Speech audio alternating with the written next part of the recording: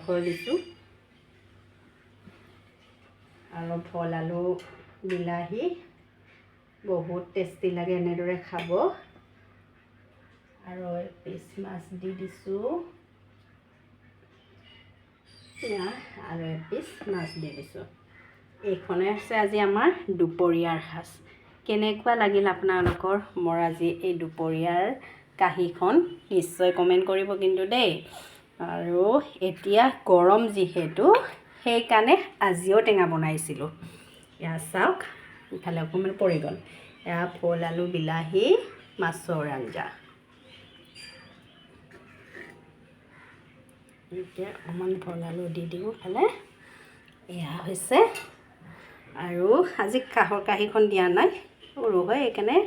ডাঙৰ এখন কাঁহী দিছোঁ ষ্টিলৰ কাঁহী আৰু এয়া পটল ফ্ৰাই ভাজি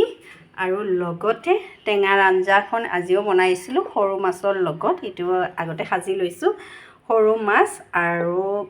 পাঁচফোৰণ দি পেলাই এটা জলকীয়া দিছোঁ এনেকৈ এইখনেই হৈছে আজি আমাৰ দুপৰীয়াৰ সাজ কেনেকুৱা লাগিল কমেণ্ট কৰি নিশ্চয় জনাবলৈ নাপাহৰিব কিন্তু আৰু খাবলৈ বহুতে বেছি টেষ্টি